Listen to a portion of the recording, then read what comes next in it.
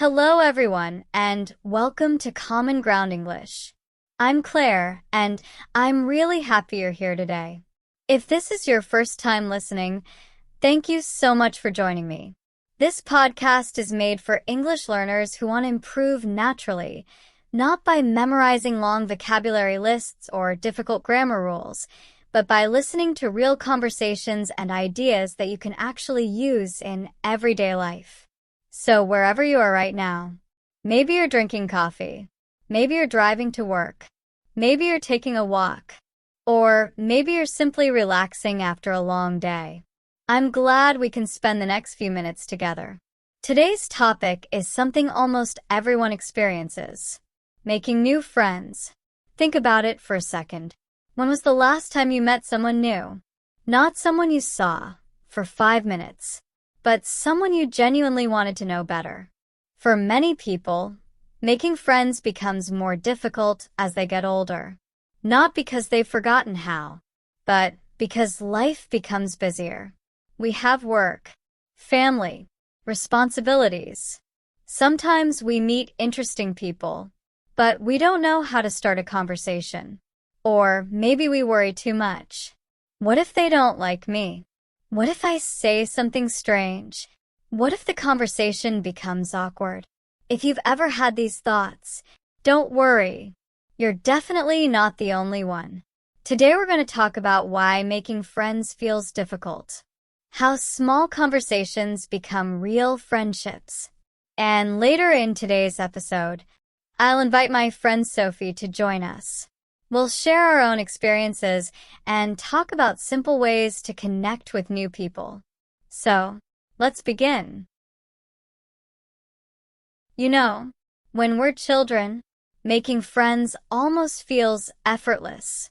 You sit next to someone in class. You ask, "Do you want to play?" 5 minutes later, you're best friends. It's amazing how simple it is. Children don't spend hours wondering if they should say hello. They don't analyze every sentence before speaking. They simply enjoy being together. But somewhere along the way, something changes. As adults, we become much more careful. Sometimes too careful. We think about every little detail. Should I introduce myself? Will I interrupt them? Maybe they're busy. Maybe they already have enough friends. Maybe they'll think I'm strange. Have you ever had thoughts like that? I know I have.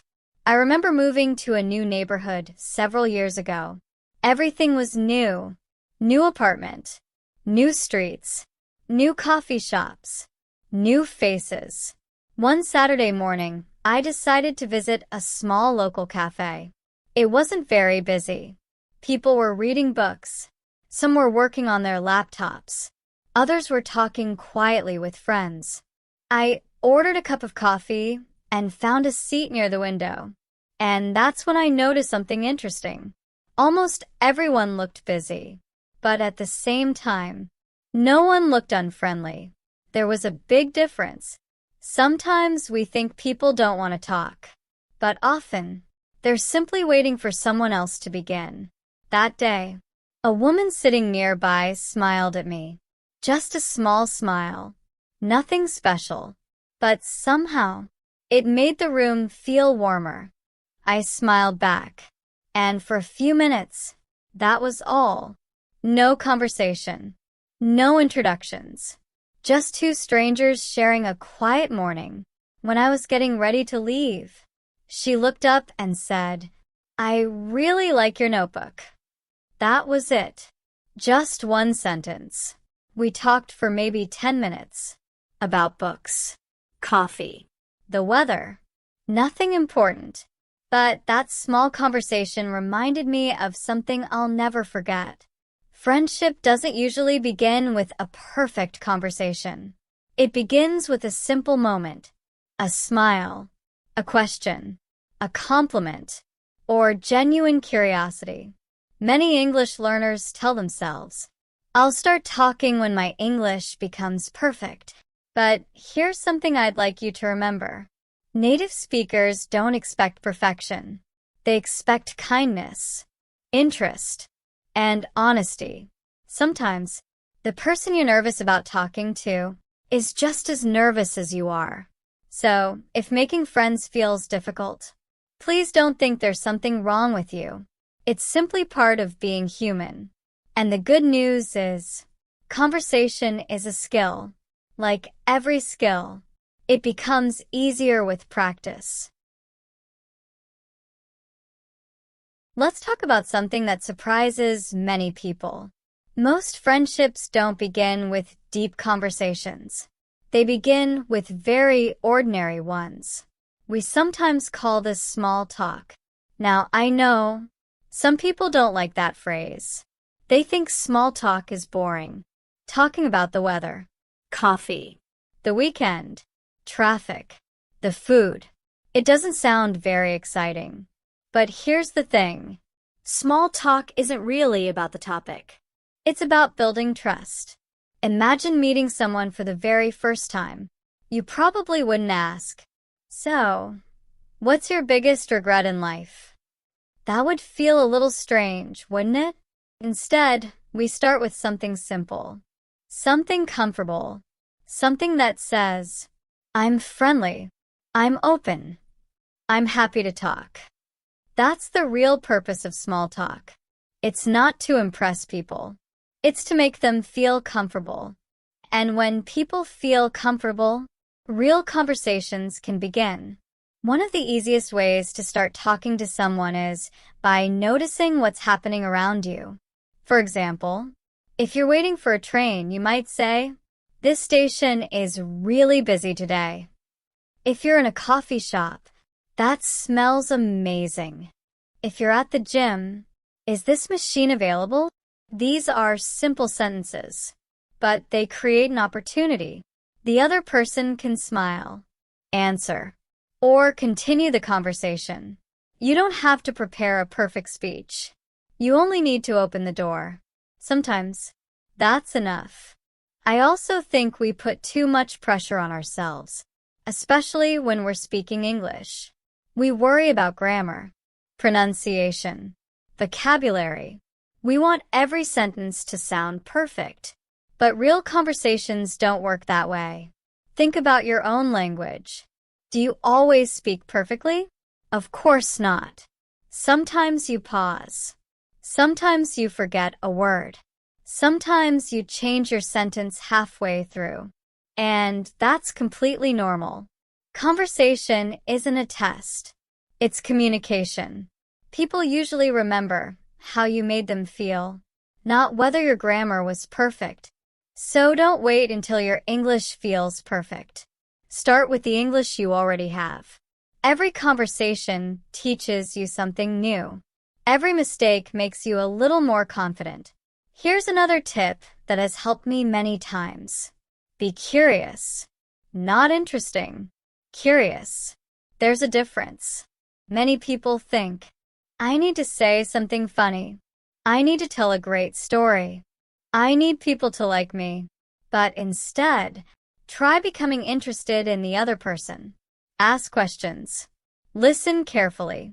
When they answer, ask another question. For example, someone says, "I enjoy hiking."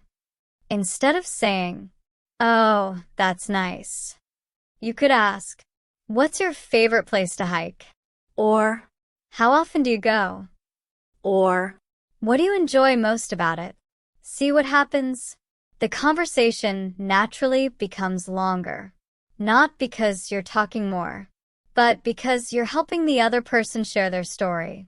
And people usually enjoy talking with someone who truly listens. A few years ago, I read a sentence that stayed with me. It said, "People may forget what you said, but they rarely forget how you made them feel." I think that's especially true when making friends.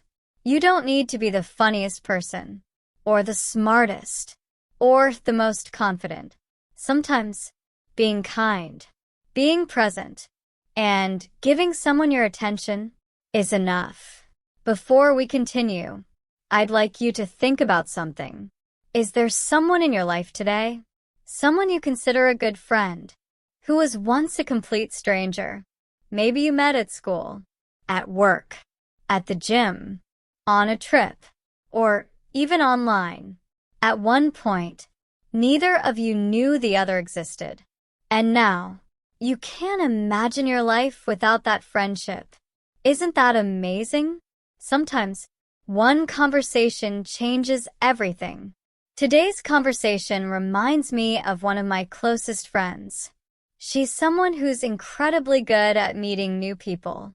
She always seems relaxed, comfortable, and genuinely interested in others.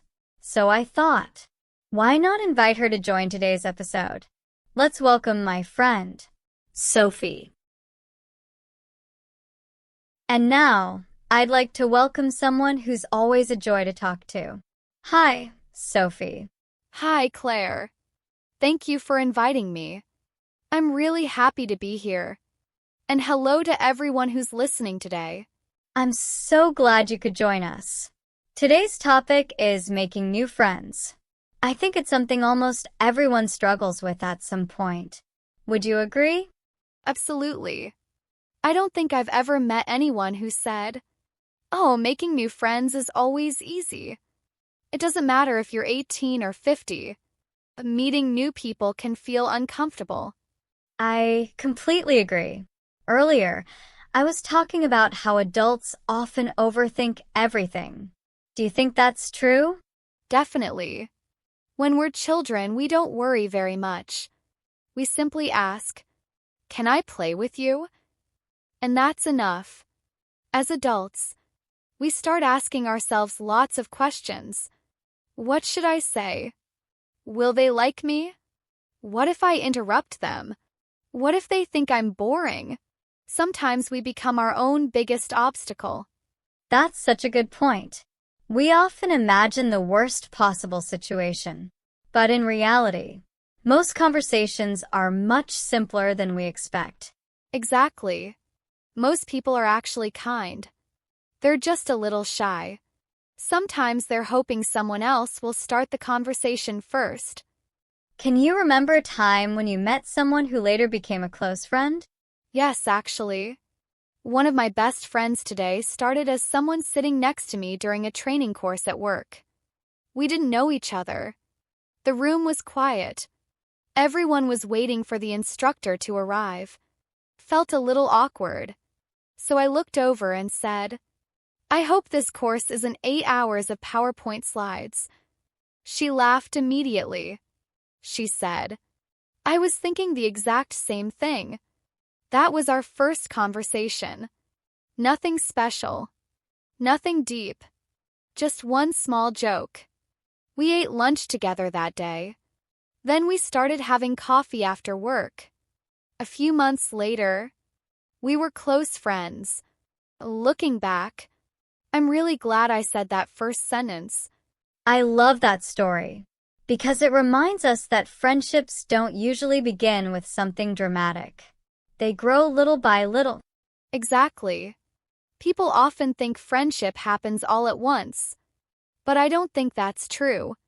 Trust grows slowly. You learn about each other. You spend time together. You discover things you have in common. That's how real friendships are built. What advice would you give someone who's learning English and feels nervous about talking to new people? The first thing I'd say is, don't apologize for your English. I hear this all the time. People begin a conversation by saying, "Sorry, my English is terrible." But you know what? If you're already having the conversation, your English is good enough. You don't need perfect grammar to connect with people. You need courage. You need curiosity. And you need to listen. Those 3 things are much more important than using difficult vocabulary. I couldn't agree more. Sometimes I think confidence comes after action, not before it. Exactly. Many people believe, when I become confident, then I'll start talking. But life usually works the other way around. You start talking. You make mistakes. You survive those mistakes. And little by little, confidence grows. Let's play a little game. I'm going to ask you a question that listeners can answer too. Ready? I'm ready. Imagine you walk into a room full of people you don't know. What's the very first thing you do? I smile. Not because I'm pretending to be confident, but because smiling changes how I feel. It reminds me to relax. Then I look around and notice something. Maybe someone is holding an interesting book. Maybe someone has a cute dog. Maybe they're wearing a t-shirt from a place I've visited. Those little details make it much easier to start talking naturally. I like that. You're not searching for the perfect opening line. You're simply paying attention. Exactly. Curiosity creates conversation. Here's another question. Has anyone ever surprised you after your first impression? Oh, many times. I've met people who seemed very quiet at first. I thought, they probably don't want to talk. Then 20 minutes later, we couldn't stop laughing together. I've also met people who seemed extremely confident, but after talking for a while, they admitted they were nervous too. That's why I try not to judge people too quickly anymore. First impressions are important, but they're never the whole story. I think that's something everyone needs to hear. We often create stories about people before we've even spoken to them. And sometimes, those stories are completely wrong. Can I ask you something, Claire? Of course. What's the best compliment you've ever received from a friend? That's a difficult question.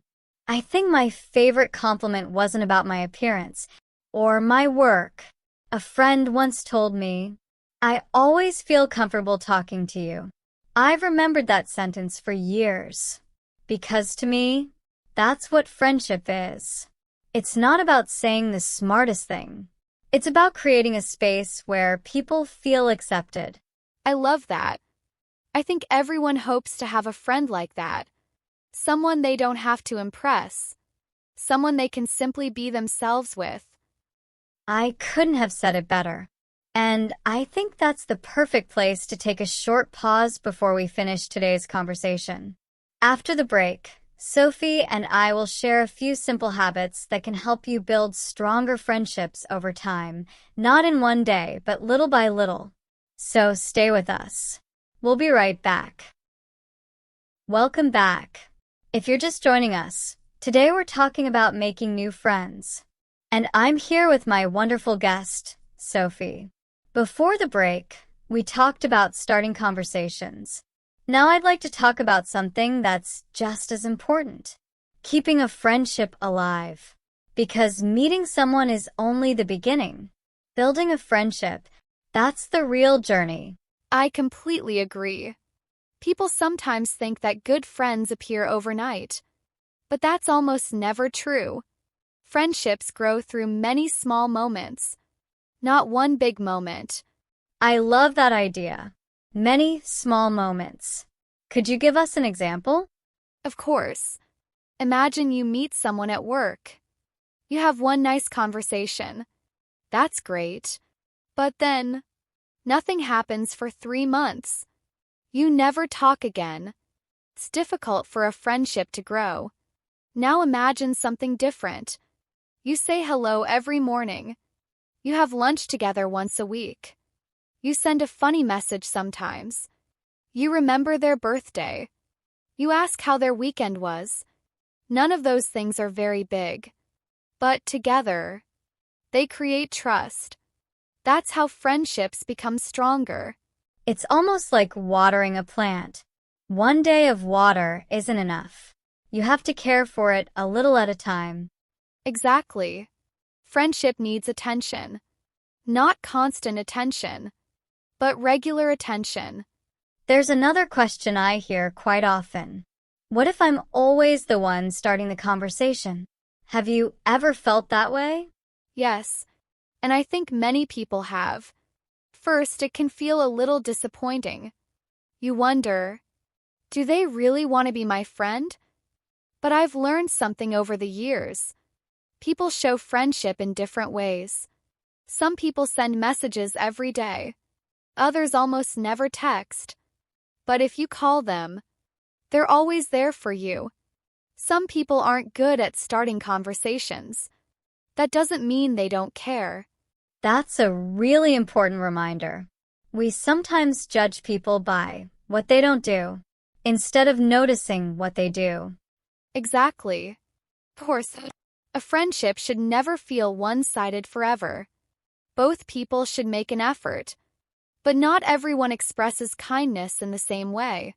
Let's imagine one of our listeners has just moved to a new city. They don't know anyone. What's the first step you would recommend? I'd tell them not to stay home every weekend.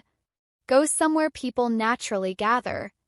A bookstore, a local cafe, a sports club, a language exchange, a volunteer event. Even if you don't make a friend the first time, you're giving yourself the opportunity. Friendship can't grow if we never leave our comfort zone. That's true. Sometimes we expect friendship to find us, but often we have to meet it halfway. Can I share something personal? Please do. There was a time when I felt very lonely. I had moved to a different city for work. I knew almost no one. Every evening, I went home, watched TV, and wondered why everyone else seemed to have a busy social life. One weekend, I almost canceled going to a community photography walk. I remember standing at my front door thinking, maybe I should just stay home. But I went anyway. I only spoke to 2 people that afternoon. Just 2. Nothing extraordinary happened. But one of those people invited me to another event the following week. At that event, I met more people.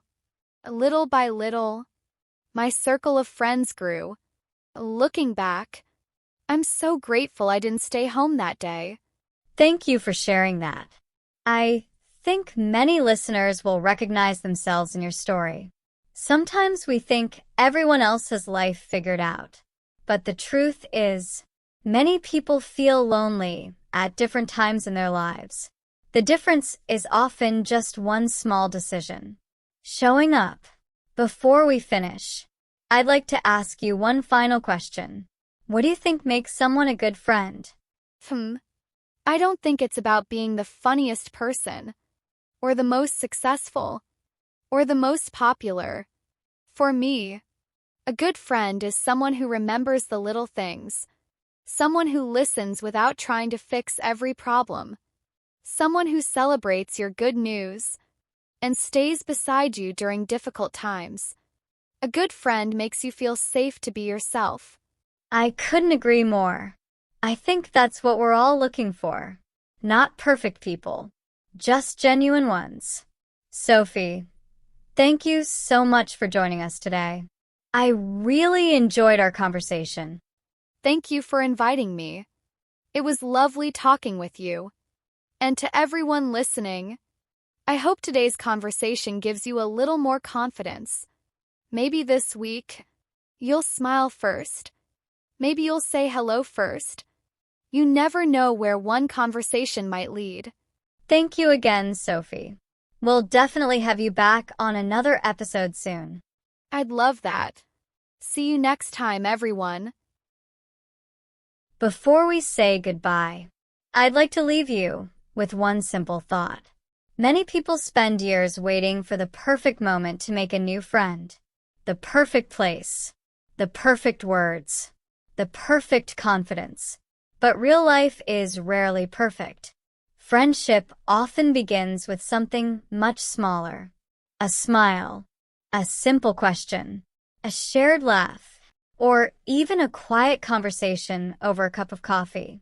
If today's episode encourages you to start just one conversation this week, then I'd say we've spent our time together well.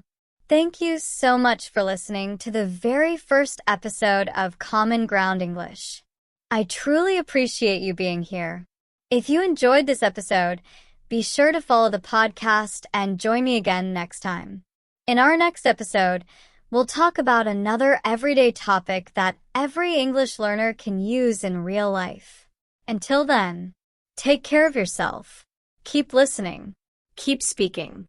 And remember, every conversation is a chance to grow. I'm Claire, and I'll see you next time. Bye for now.